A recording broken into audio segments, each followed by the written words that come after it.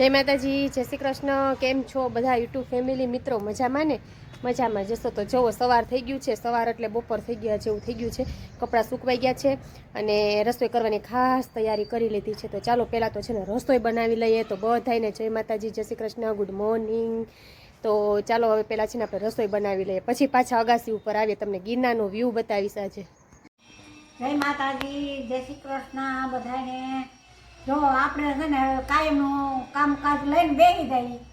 જો ધાણાભાજી સુધારી દીધી, પછી આ સીબડાની કટકી કરી દીધી, આ બટેટાનું શાકનું આ મરચાંની કટકી, આદુ અને બટેટા, પછી આ છે કેરીની ચટણી કરવાની હતી. આદુ એક કેરી વધારી છે, કાલે પાછી ચટણી કરવા થાય.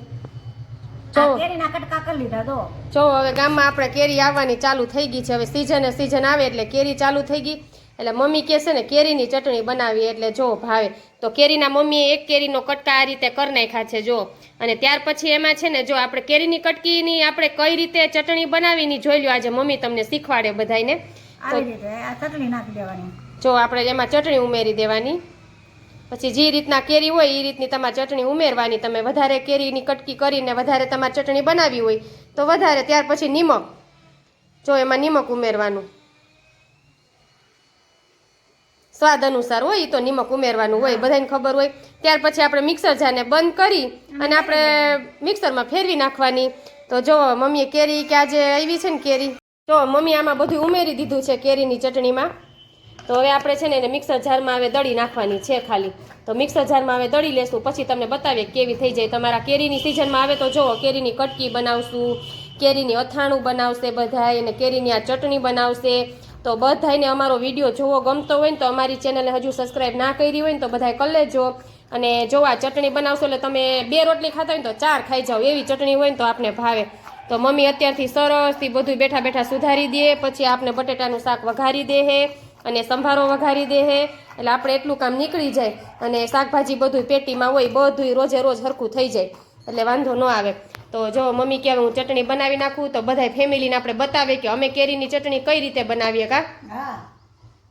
એક પછી એક અલગથી નહીં બનાવી, એ પછી બતાવશું આપણે. ખબર ખાંડ નાખીને બનાવી હોતે એ અમે તમને બતાવશું. કાતરાની બનાવીએ, કેરીની બનાવીએ. તો હાલો હવે આપણે આ કેરીની ચટણીને છે ને પહેલાં દળી લઈએ.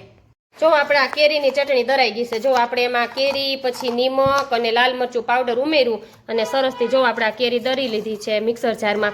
અને જો આને આપણે રોટલી ભેગી ખાવાની, અને સાઈડ ડીશ કહેવાય. અને જો રોટલી ભેગી ખાવાની બહુ જ મજા આવે. આવી રીતના બધા હવે તો કેરીની સિઝન આવી. જો આવી રીતના આપણે હવે કેરીની સિઝન આવી એટલે બધું આવું આપણે બનાવશું. કેરીમાં તો કેમ કે કટકી થાય, ચટણી થાય. જો અમે આ રીતના કેરીની ચટણી બનાવીએ.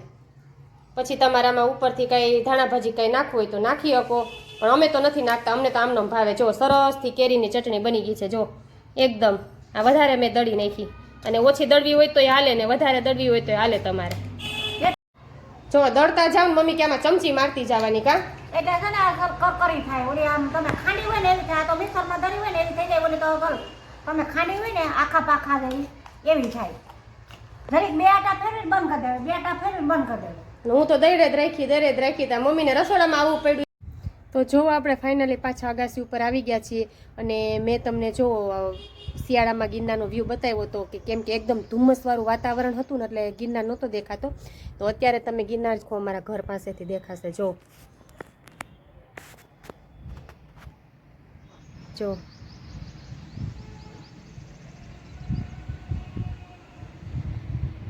એકદમ સરસથી જો દેખાશે. દર્શન કરી લો બધાય ગિરનારી મહારાજના.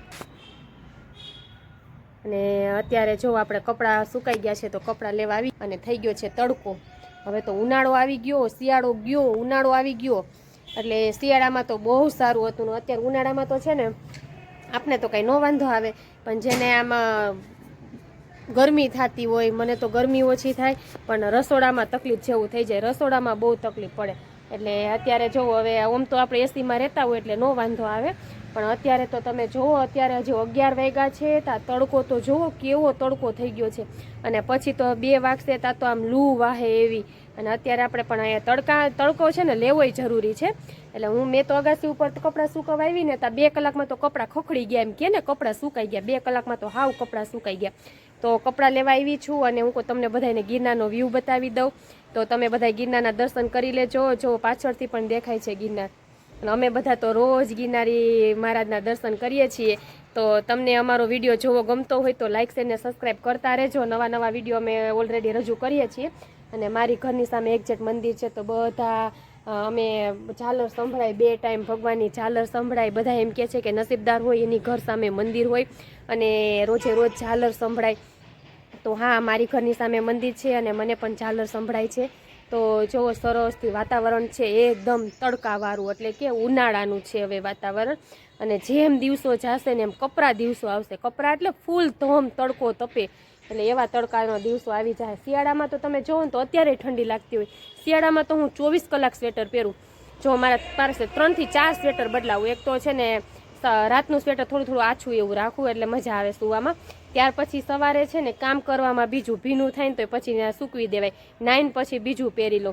એથી 3 સ્વેટર ને બહાર જવું હોય ને ત્યારે બીજું સ્વેટર. એટલે 4 સ્વેટર તો હું શિયાળામાં રાખું જ ઓલરેડી. કેમ કે બદલાવતું રહેવાનું, કામ કરવામાં ન મજા. ભીનું થઈ જાય તો પછી પાછું 9 નીકળીએ ત્યાં ઠંડી લાગે. અને હવે છે ને એસીને ફૂલ જોરથી હવે એસી ચાલુ થાય, પંખા ચાલુ થાય. અત્યાર સુધી એસીને પંખાને વિરામ હતો અને હવે એ બધું ચાલુ થાય. હવે આ જેને ગીઝર હોય અને પાણી ગરમ કરતા હોય એને નહીં, હવે તો ઠંડા પાણીએ નાહવાનું મન થાય એવો ઉનાળો આવી ગયો છે. અત્યારે જો આપણે ઊભા છે તો ગાલ તપી ગયા. 11 વાગે હો, એમાંય તમે 2 વાગે આવ્યા હોય તો ધોમ તડકો હોય. અને અત્યારે આપણને તડકો લાગે કેમ કે આપણે તડકે ન જતા હોય ને, એટલે બાકી બહાર બધા તડકે રખડતા હોય અને ખેતી કરતા હોય ખેડૂતને, એને તડકો ન લાગે કેમ કે એને તો રોજનું થઈ ગયું એટલા માટે. અને આપણે જો આ ક્યારેક હોય ને એટલે આપણે બહુ તડકો લાગે. અને જો સરસથી ને આપણે વાતાવરણ એવું, આકાશ એકદમ ખુલ્લું છે, બ્લુ જો.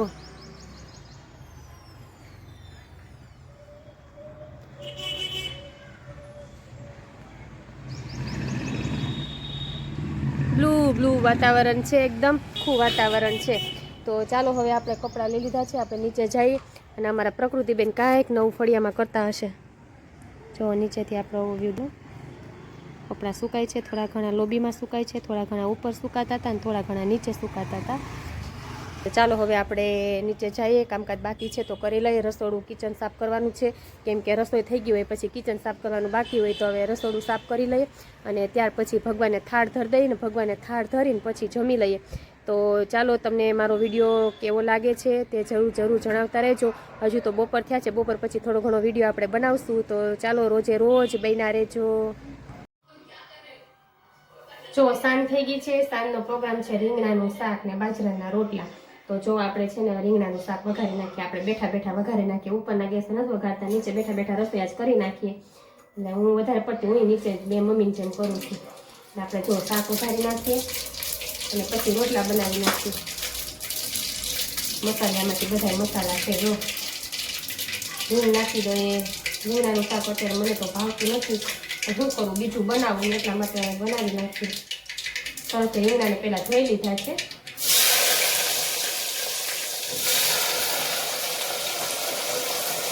સરસ પહેલાં રીંગણાને ધોવાઈ જાય છે. પછી જો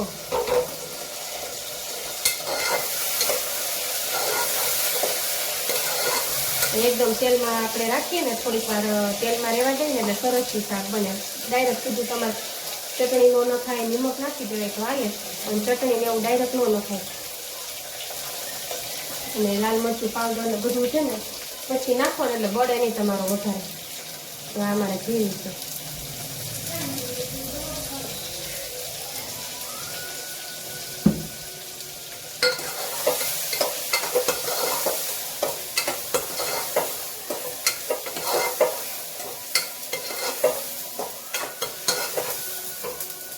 જો શાક હવે આપણું ચટણી હવે નાખી દઈએ.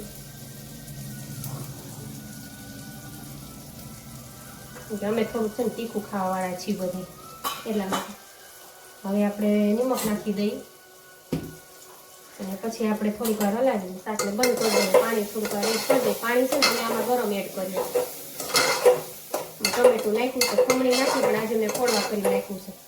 રીંગણાનું શાક થઈ જાય પછી કરી નાખીએ બાજરાના રોટલા. જો હવે રોજ રીંગણાનું શાક બની ગયું છે. હવે આપણે બાજરાના રોટલા બનાવીએ છીએ.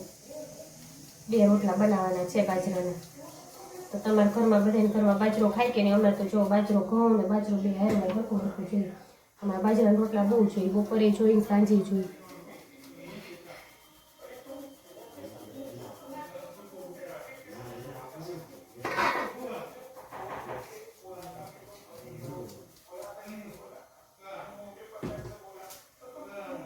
જો આપણે છે ને સરસથી બાજરાનો રોટલો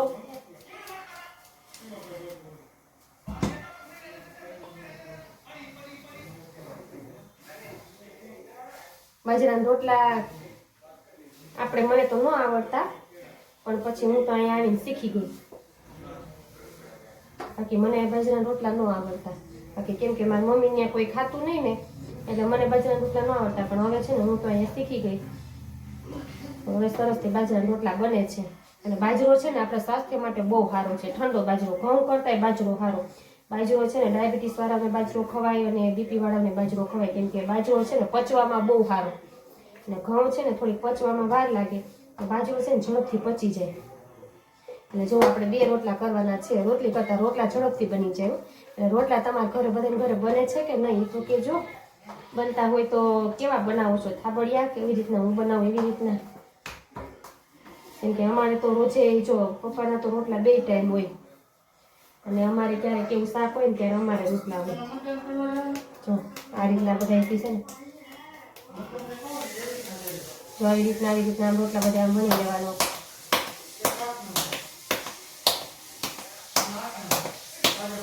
જો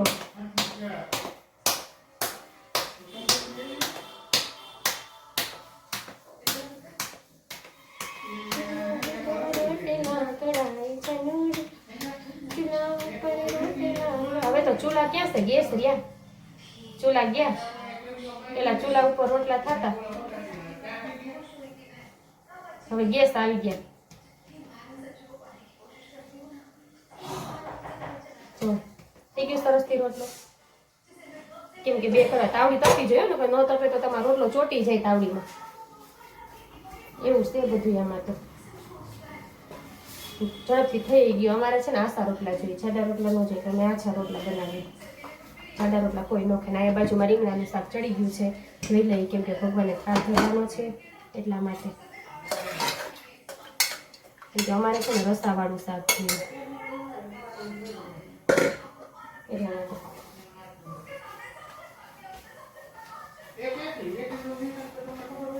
તો આ સરસથી 2 રોટલા બની જાય. રીંગણાનું શાક, બાજરાના રોટલા. હવે રીંગણાનું શાક ઓછું ભાવે કેમ કે ગરમી પડવા માંડી ને એટલે. રોટલા છે ને ફૂલે ને તો જ રોટલા ભાવે. સરસથી રોટલા ફૂલવા જોઈએ આપણા, બીજું કઈ નહીં.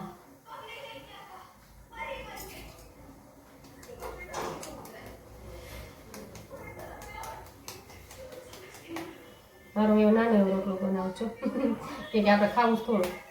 શાક ભાવે નહીં ને એટલે મને રીંગણાનું શાક નથી ભાવતું. મારો રોટલો નાનો એવો કરવો છે.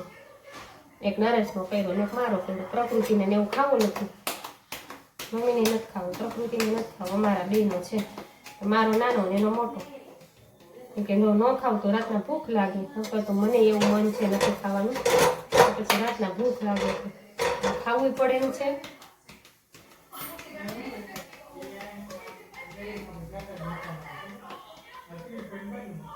સરસ.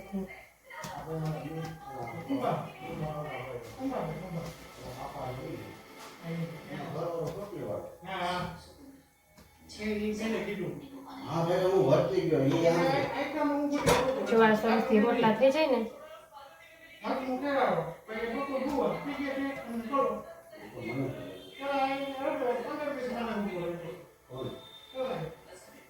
જો નાનો રોટલો આપણો અને મોટો રોટલો નરેશનો, નાનો આપણો, મોટો નરેશનો.